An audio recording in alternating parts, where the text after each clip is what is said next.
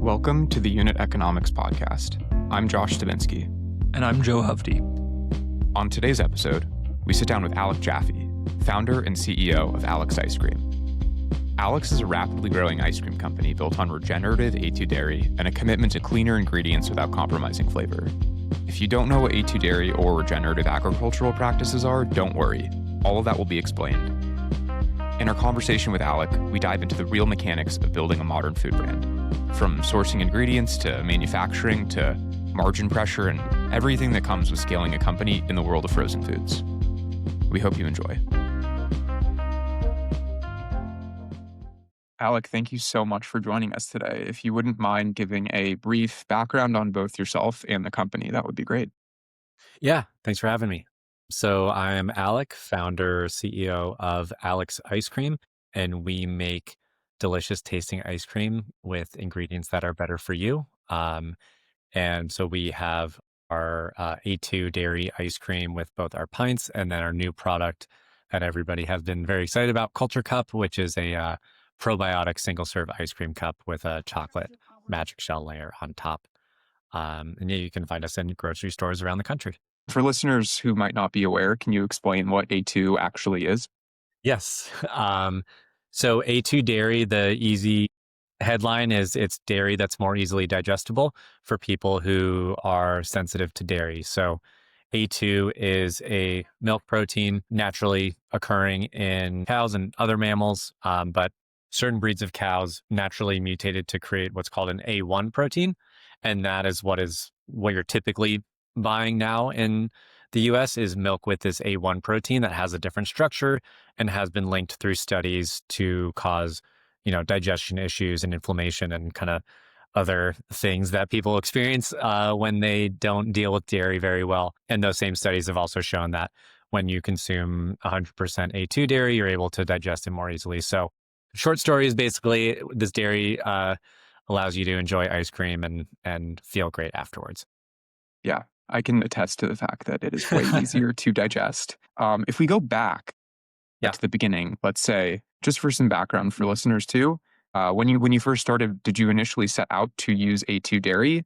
So we didn't actually start out with A2 dairy. So we started the business. I started working on recipes. I've been making ice cream since I was a little kid, but started really working on recipe development for like an actual business in like 2018-ish. And then we found a shutdown ice cream factory in Sonoma County, California, a small 4,000 square foot factory, which from a factory standpoint is like nothing. It's about as small as you can have as a factory. And it had all the ice cream equipment installed. So it was just a very cool, interesting opportunity for us. We started with local pasture-raised dairy from family farms, getting it from a local creamery. So something that happens with ice cream is you don't just pull the milk off the farm and put the milk in. You need cream. You typically use skim milk, and you're kind of trying to create this ratio of fat from the cream and proteins from the skim milk to create this nice texture and formulation. And so the creamery that we were purchasing from ended up getting shut down because they had some issues. And we moved into the factory, I forgot to mention this, in January of 2020. So right before COVID hits. And so basically the entire time our business has existed, we've just been experiencing COVID and then post-COVID supply chain disruptions and just changes, the whole world getting flipped upside down seemingly every few months. So once that creamery got shut down, we were looking for a new dairy supply, and we ended up finding a supplier that selling A2 milk, and that introduced us to that. I had known about A2, but didn't think it was feasible at scale. I just didn't know there was supply available at scale. And yeah, we transitioned to that in, I want to say 2021.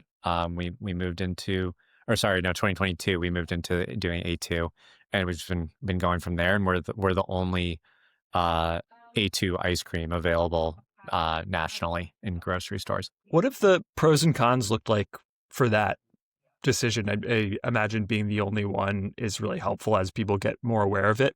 We're still early on A2. So back then we were about as early of an adopter on the brand side. There were some earlier people because they have the farms that were supplying it, but on the brand side, we were very, very early to A2, to the point where I'm going into meetings with natural channel retailers. So natural channel is the like Whole Foods, Sprouts, natural grocers, Erewhon, kind of like all the nicer, organic, premium kind of grocery stores. And I'm educating the retailers on A2.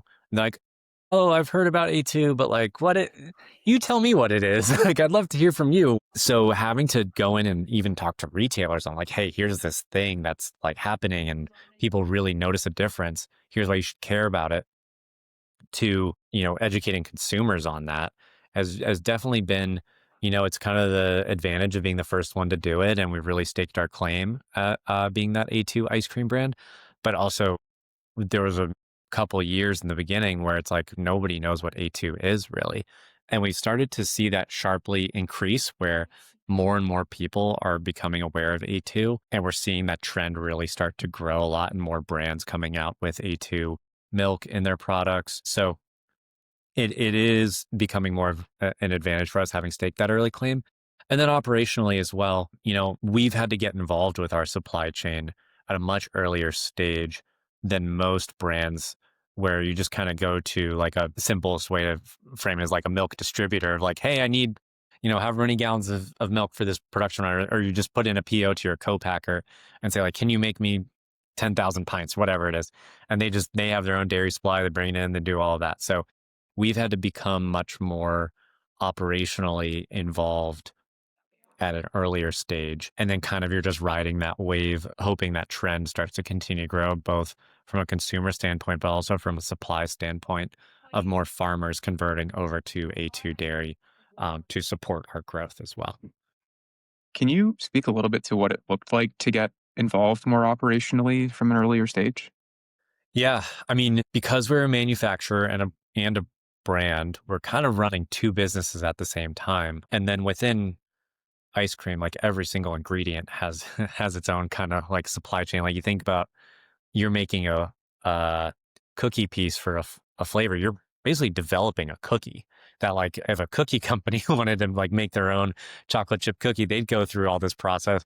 We're doing that just for one ingredient and one flavor. And so it really forces you to just like be more involved in what's going in the product, what ingredients are we using, getting more comfortable with having those conversations with suppliers, with farmers, of just like, hey, here's what we need. How can we work together on this? And in some ways in the beginning, it puts you at a real disadvantage from a cost standpoint. And I think, like, looking back on it, the big challenge with us was, if you're putting things in the product that consumers don't know about, then you're not getting the credit for it. And so you're paying more for this ingredient, but at the time, you're maybe not necessarily getting as much credit for it from shoppers as you should, because they don't know, like, oh, this is A2, like I'm willing to pay a little more for this, because if you don't know what it is, it's like very hard to justify that.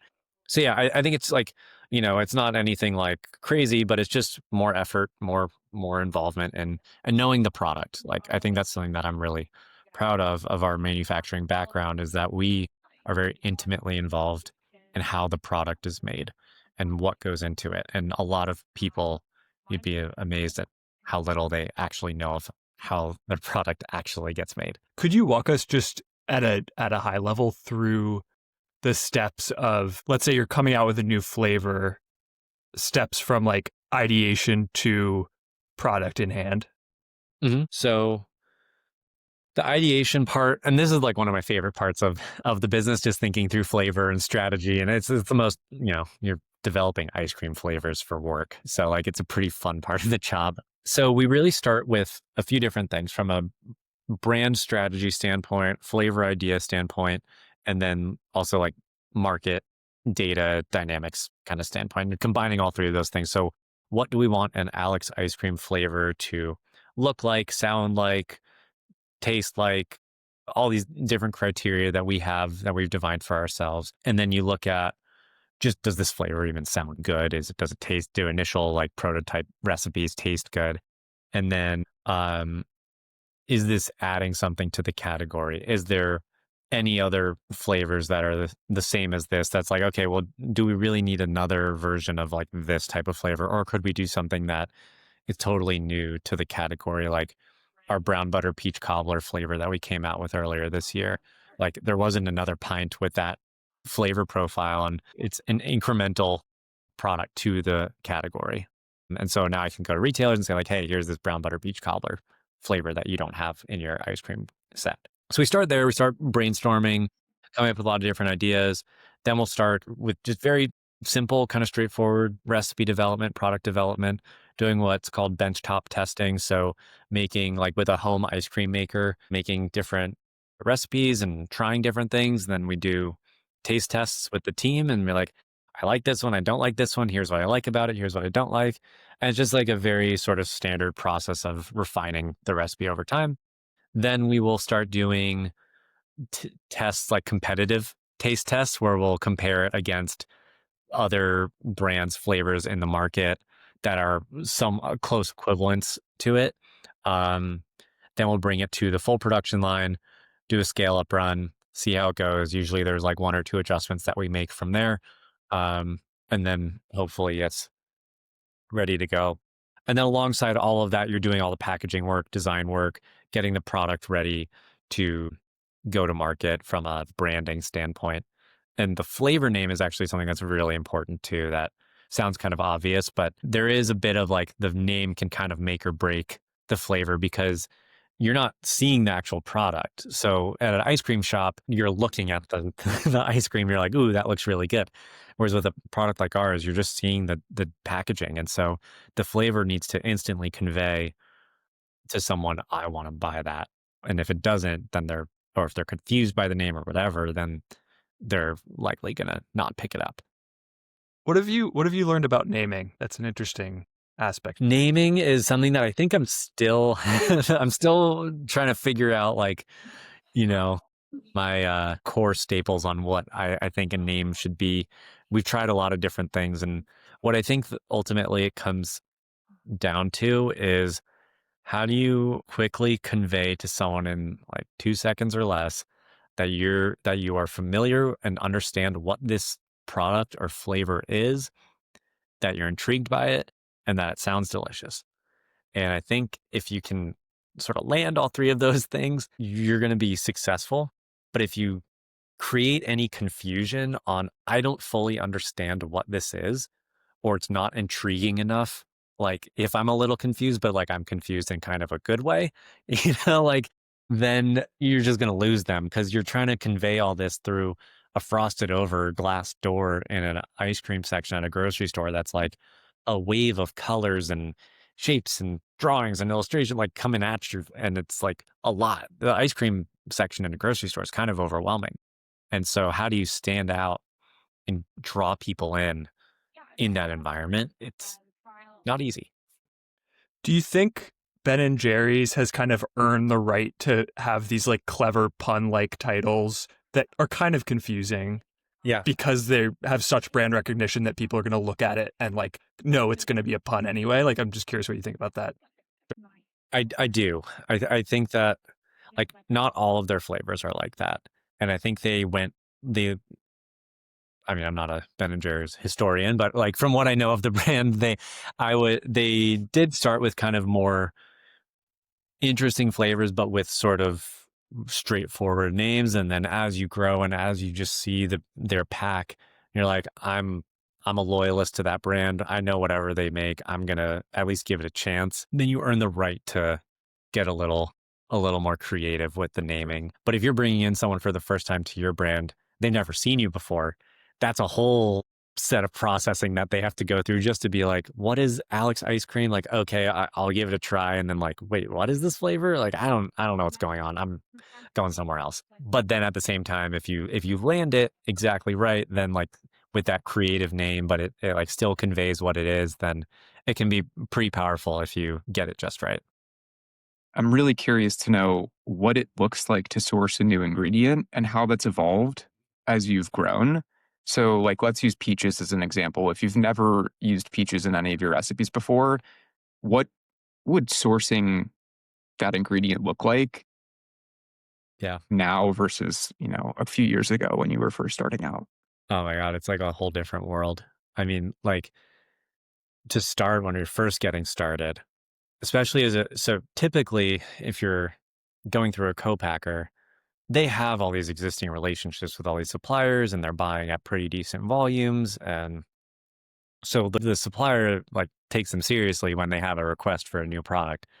We're this brand new startup brand and no existing volume relationship, like nothing. And we're like, hey, we need, like a few hundred gallons for the year. And they're like, okay, cool. Like call somebody else. Cause like that's just that's just not even worth talking about. And then you also don't have the relationships. And so much of this industry is relationships and knowing who to call and who to talk to about these different ingredient needs. Whereas now we have our existing supplier network. We've established relationships with them and our volumes are just substantially bigger. So they're more interested in, oh, okay, you want this peach cobbler kind of filling ingredient. We'll work with our R&D team and kind of co-create that with you. Whereas in the beginning, it's like, hey, here's what we have off the shelf. Do you want it or not? And so as you look at ingredients, including certain things, not using other things, some of it is just like what's available to me as this brand new brand that I can just buy off the shelf because an ingredient manufacturer isn't going to custom make that for me. And then as you get bigger, you can kind of, you know, demand more things out of the suppliers and sort of customize what you're able to get.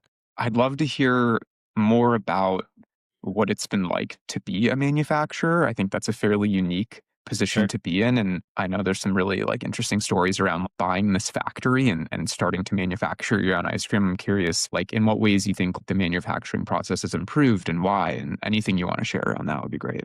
That has been such a huge or learning curve for us. I had no manufacturing experience. The only way we were able to even end up in this position is because the company was going out of business. They were trying to liquidate all of their assets.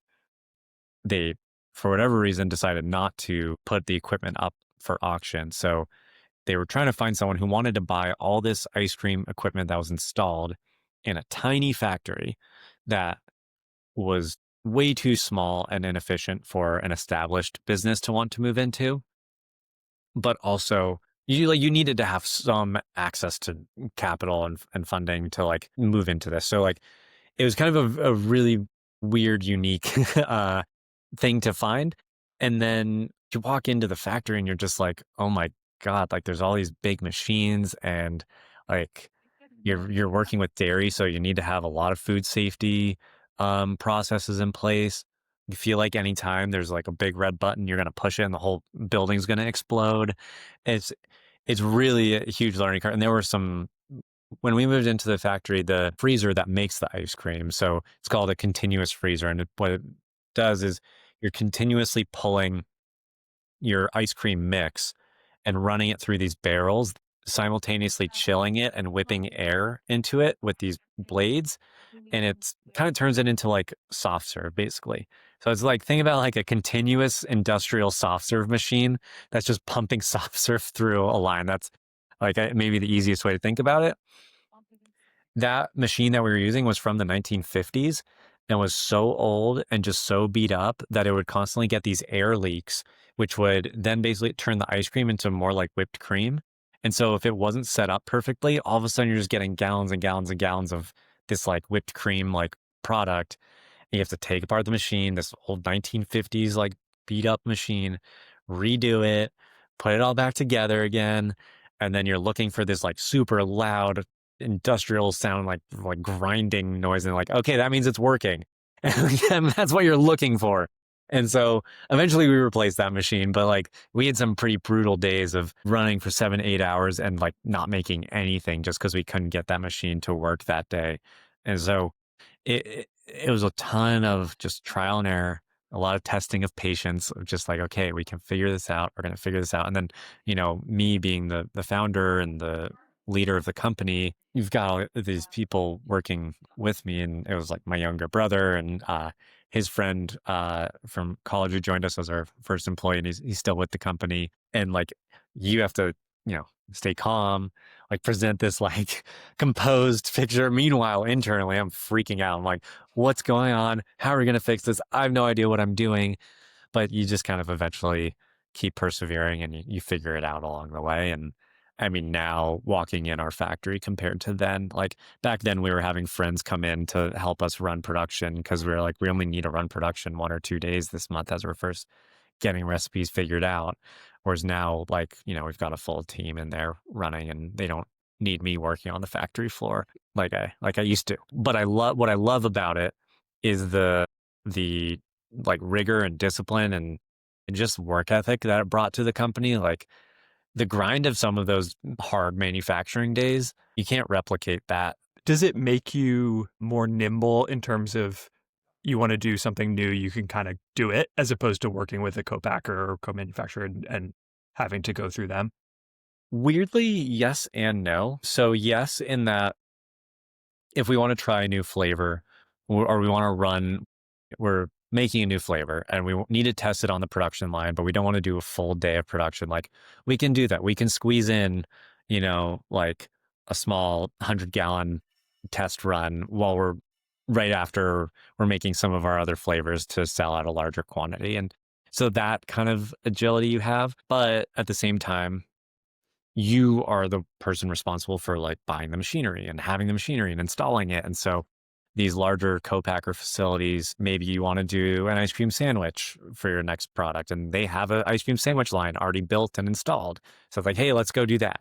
And you don't have to worry about, well, how viable is this as an idea? Like, is this worth the capital investment to like build out a whole ice cream sandwich line versus like putting in a PO to a co-packer and like, let's test it, see if it works. If it doesn't, like kind of minimal risk compared to being the manufacturer of it. Something Joe and I were talking about before we started is we're really interested in understanding like how you think about bringing a new flavor to market in the sense that isn't there some risk of like cannibalizing your existing flavor line? Like how do you think about introducing something new without disrupting sales? That's a great question. I mean, it's because it's hard. You have to, in some ways, you're just inherently taking that risk by putting a new product out there. But I think it goes back to that, like the industry lingo, like incrementality of the item. Like how additive is this new flavor to your portfolio of flavors? And so that's really how we try to think about it is like, do we have enough fruit flavors? Do we have enough chocolatey flavors? Do we have enough, like kind of classics or maybe some more like, thinking about it kind of in these territories and can you hit that so you have something for everyone? You can find a way to bring people in. And then really, I think it's about ultimately you're kind of churning the bottom of your flavors, the bottom performers, and always trying to find something that can come in and be a top seller. And if you're introducing a new flavor that you don't think can be one of your top 4 or 5 flavors, even if it, is obviously not every single one is going to do that. But like, if you don't think it has the real potential to do that, it's kind of like, why introduce that flavor? And so if you can constantly be lifting the floor and also the ceiling of what your sales can be on a per flavor basis, that's kind of the risk that you have to take. And you're sort of hoping to push out those bottom ones and keep just lifting the floor of what you're doing. What's been really interesting with Culture Cup, which is a new format. And so that was also a big risk that we were thinking about is Culture Cup going to pull away from our pint sales and are we going to cannibalize that? Because not only is that 5 new flavors on shelf, it's also a whole new just format. Right. Can you for listeners, can you explain what Yes. Culture Cup is? So Culture Cup, it's a probiotic ice cream cup it's in a single serve cup. So think like those like old Dixie cups or like the individual Haagen-Dazs or Ben & Jerry's cups. It has both pre and probiotics in it, our A2 dairy as well. So really hitting on gut health and digestion benefits, has a chocolate magic shell layer on top.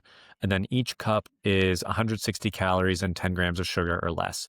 So when you look at it compared to like a flavored yogurt or, even like those like mini peanut butter cups, like it's actually wins on calories and sugar in a lot of ways compared to those other items. And then it's sold in a 4-pack. So you buy a box of 4 cups and it's sold in kind of around the ice cream bars and the ice cream sandwiches, what's called the ice cream novelties section compared to the ice cream pints. And so now we're extending our brand into another section of the ice cream aisle. We have this new format. We have 5 new flavors. What's been really cool is because of how excited people have been about that product, it's actually lifted our pint sales as well.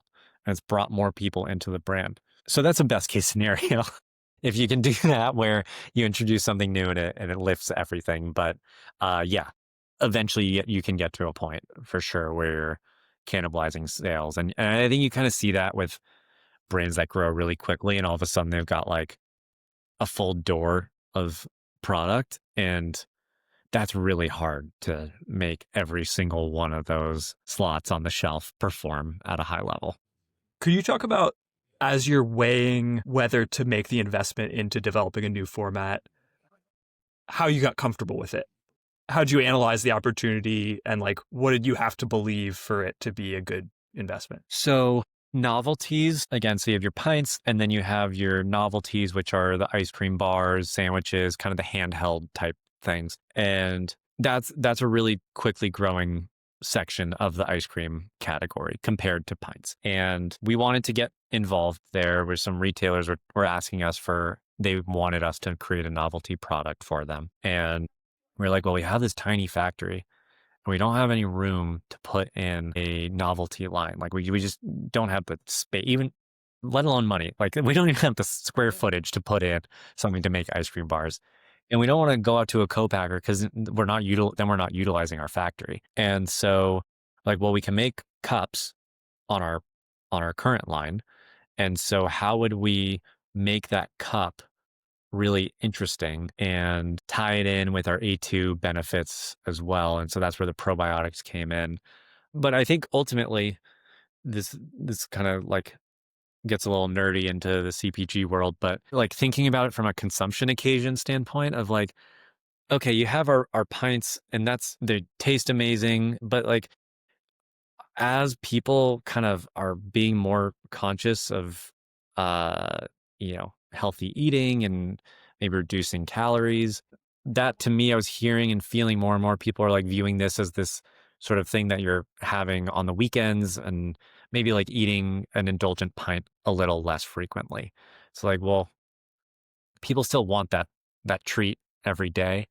And so how can we create something that serves a different need for people where it's like I just want this like little sweet treat that like gets me going through the day or kind of cap a weekday dinner off with. And so I think that's where I got really comfortable with it was the two are complementary to each other. They don't really compete with each other. They serve different purposes throughout the week and they can very much live in the same person's kitchen freezer and create different but complementary ice cream experiences. And then I think they also both really stay true to like the things that I'm interested and that I care about, which is delicious taste with ingredients that like make you feel good and are just part of like your overall health and wellness routine and the balance that comes with that. So yeah, it was for sure like, okay, like we're going to do this. Like this could go well. It could go really poorly. Like we don't really know. We'll see what happens. Yeah, I was going to ask, have you been surprised by the reaction to Culture Cups and how much adoption you've seen so far? It sounds like it's doing really well. So I'm curious, like, both if that's been surprising and also like how much, I guess, marketing around the new format you needed to do versus how much organic adoption you've seen, if you have a sense of that, just based on like people being more familiar with terms like probiotics and prebiotics as opposed to something like A2. I was optimistic about it. As a founder, you're kind of always optimistic about the product that you're creating. And, it's like hitting on trends like probiotics and prebiotics and low calorie, low sugar. So I was like, okay, this is probably going to have like a decent chance of being successful. I was not prepared for how immediately interested people would be in what we're doing. I remember, the scale up process, the getting ready to the test runs on our production line did not go well. It's a very tricky, sensitive product to make. And we're like a few weeks before needing to ship this out for our launch at Whole Foods and it's not going well. And it's like, oh my God, this is going to be rough if we don't land this. And eventually we're pretty low point at that point, kind of worst case scenarios flashing before your eyes. And a couple weeks before we launched at Whole Foods, our social media manager posted a carousel post on her personal TikTok on like a Friday night, kind of end of the day on Friday. Just like, hey, I work at this ice cream startup. Like, here's this thing that we're doing, like probiotic ice cream cups. And it just took off organically. Like a couple 100,000 views and just over 1,000 comments of people just being like, oh my God, like when is it? I need this. When is this coming out? The day it launched at Whole Foods on April 7th, it was just like wild. The amount of comments we were getting of people being like, I went to like 3 different Whole Foods today and I couldn't find it. Where is it? And because like when these grocery stores, they don't just launch it all in one day. It's kind of a rolling, what's called a category reset, where they're resetting the shelves, adding new products, taking off old products. So it takes like a couple of weeks.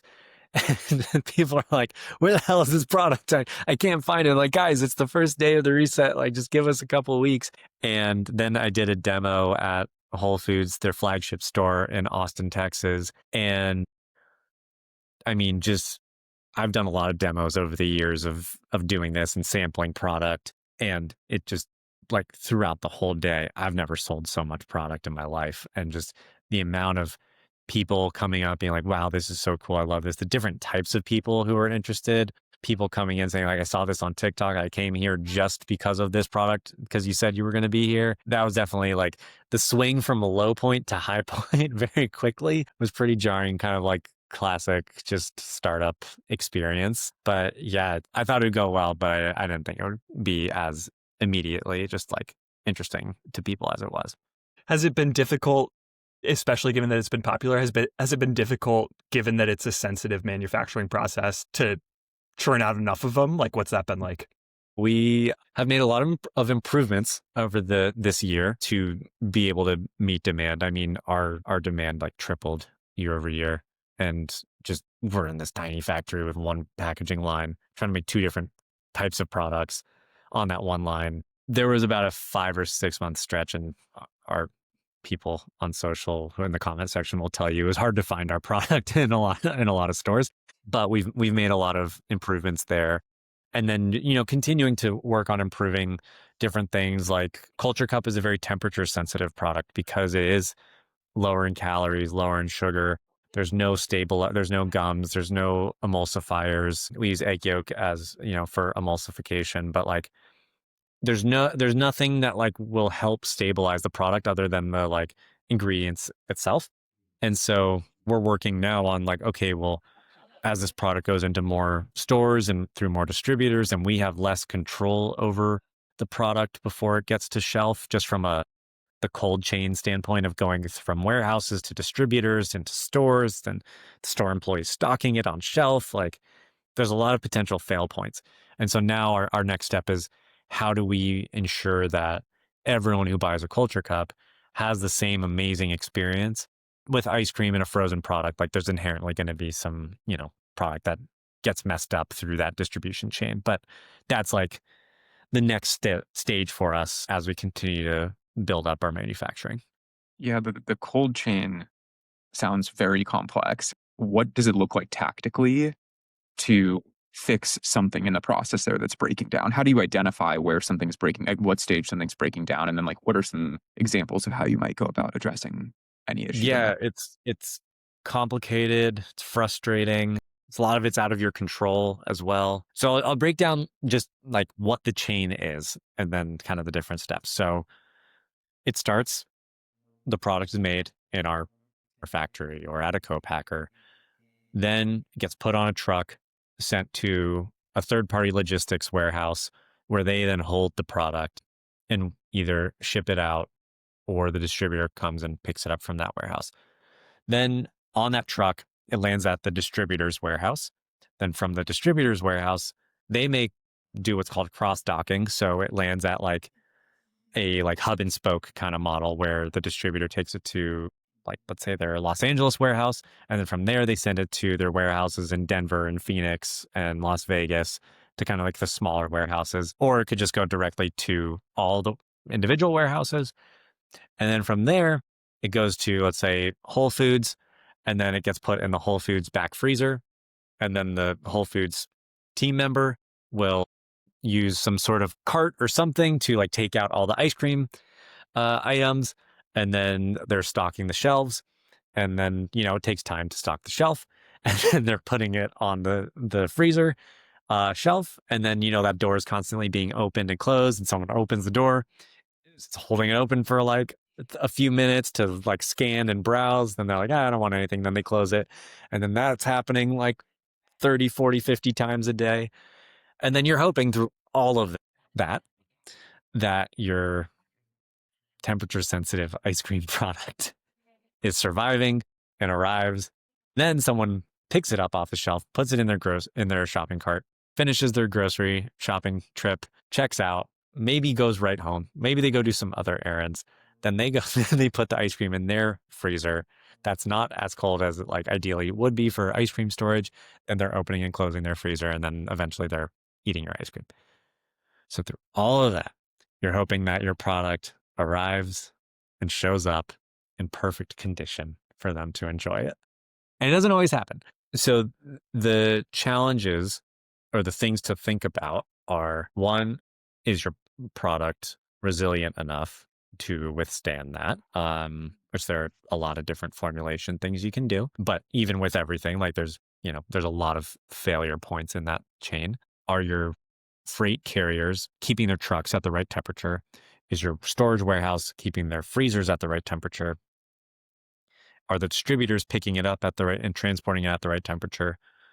But at a certain point, like once it's in the distributor's hands, like it's in their control. You can't go into the distributor's warehouse and be like, hey, crank up that coolant in your freezer. So yeah, at a certain point, you kind of just do the best you can and say, okay, like please take care of it.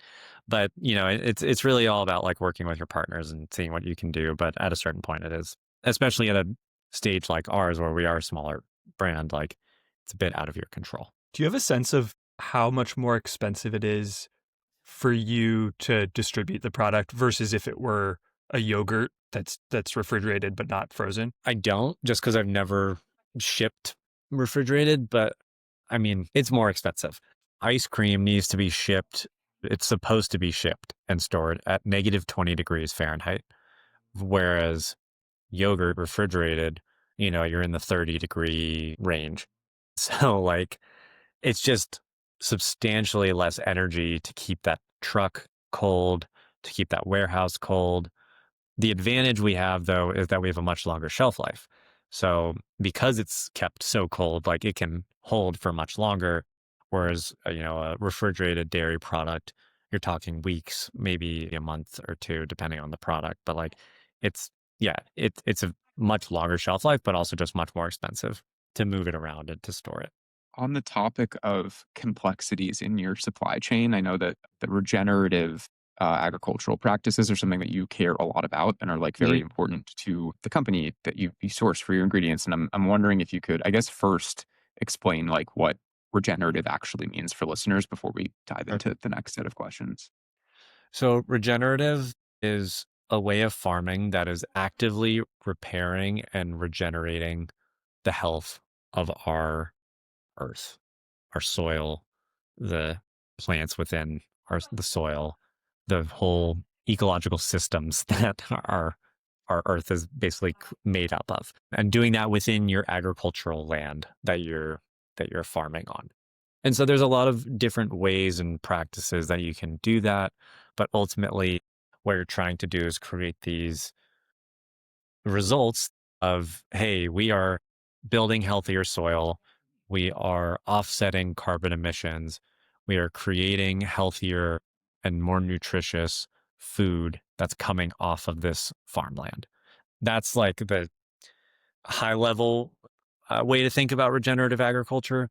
And then there's a lot of different practices that can come in depending on what you're farming, where you're farming, on creating these regenerative outcomes. But ultimately, if you think about sustainability, sustaining what we're doing is kind of a neutral, not making things worse.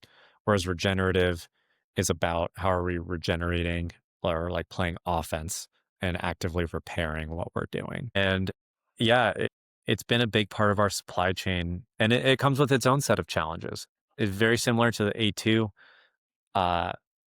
thing that we were talking about, where there's not a lot of farms doing it.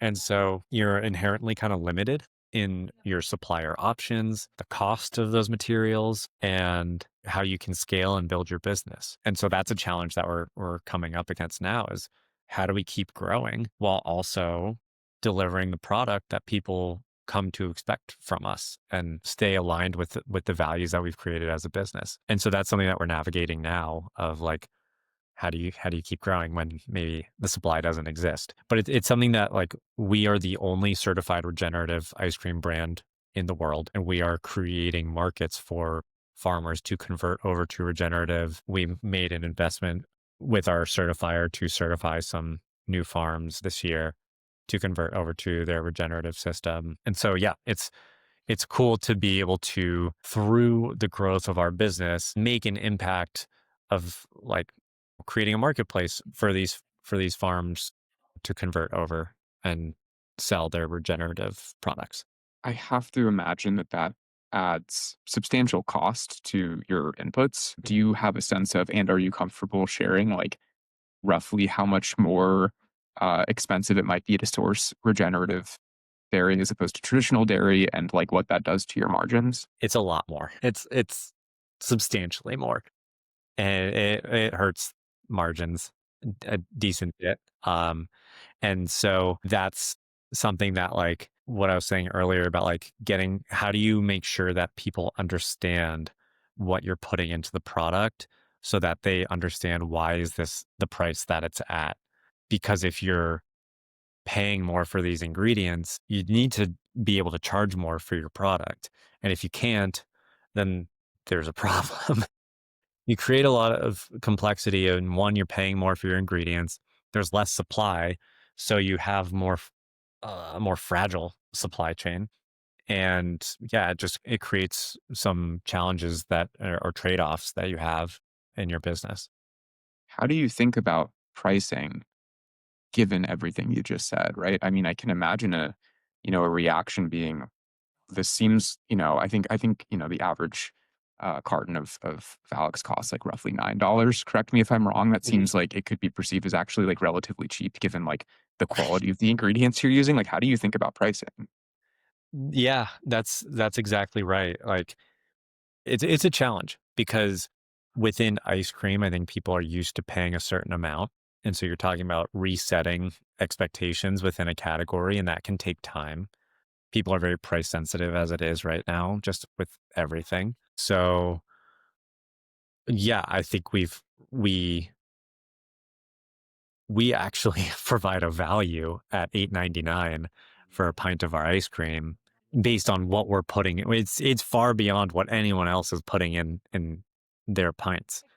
And then the challenge is getting people to understand what that is, on shelf. And they're like, oh, wow, they're doing all this and it's $8.99 versus, whoa, that pint's $8.99. Like, what are they doing? Like, and that's a big shift in perception. And candidly, like that's one of the challenges we have of being an early adopter to these trends and being the first or being the only is people don't have a frame of reference on like what that actually looks like to be that thing. And so that's I think the challenge that comes with pricing because you also want to be accessible and you don't want to, you want to be able to bring in as many people as you can, but you also need to price the product appropriately for what your ingredients cost. What's been most effective in communicating that value of what you're putting in the pint to consumers? Like, what have you learned about how to do that best? It's a challenge to communicate all like, we're talking about how do you communicate that on shelf in a couple of seconds. And I think the biggest thing that we've seen is how do you pull people in with this ice cream experience that is you feel good about and you're excited about the flavor. And as you engage more with what we're doing, then you get really bought into the mission behind the brand and all the work that we're doing. So whether you're super excited about the flavors, really excited about A2, or like, oh, this brand looks like they're up to something. Like they're doing something cool for the planet that I really vibe with. And then as we pull you into that, then you really get attached to what we're doing and really understand the work that's going into these products. But it is hard. And that's the challenge of being the first. You have to tell people, hey, you should care about this thing. And they're like, I don't know what that thing is. So why, you tell me why I should care about it. And I think it's about also simplifying it down to the most core important things to really know and care about. Because if I try to get, I can't have an hour-long conversation with everyone that's shopping at the grocery store. And so how do you get people to understand that through packaging and through different communications and social media content, and keep it fun and keep it, exciting as well? I think we have time for one more question. Where do you see Alex 5 years from now? How would you like to see things evolve? And are there any sneak peeks you could share with us? I know you just expanded your product line, but anything you could share would be great.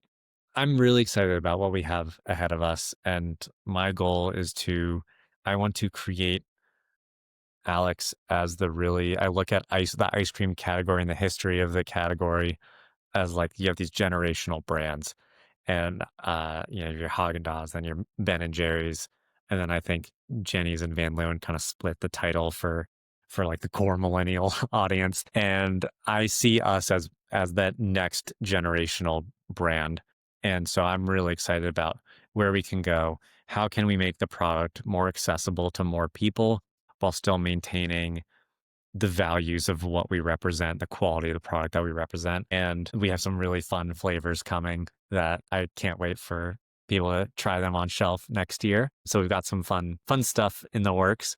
And then we're always thinking about, we just came out with a new format with Culture Cup. So, I don't know when we'll be coming out with another format, but what other fun things can we do? Whenever we get together as a team, we somehow end up coming up with a new product format idea that we're like, man, we should really do this. And okay, I'm just relaxed. We literally just came out with a new product line 8 months ago. So yeah, I think there's a lot of fun stuff on the horizon for us. Well, we can't wait to see what's next. And we are rooting for you as the next generational ice cream brand. Thank you so much for the time today, Alec. If you want to share with listeners where they can find your ice cream, please feel free to do so. Yeah, you can find us at grocery stores around the country. So Whole Foods, Sprouts, select Target, Wegmans. We'll be in a lot more stores next year and continuing in the future. Then you can find us on social media at Alex Ice Cream. Instagram and TikTok is where we are most active and engaging with people and creating some fun stuff. So yeah, check us out there. Thanks so much. Yeah, thank you. We hope you enjoyed the episode. Make sure to follow or subscribe wherever you listen to podcasts so that you can stay up to date on our latest episodes. Thanks for listening.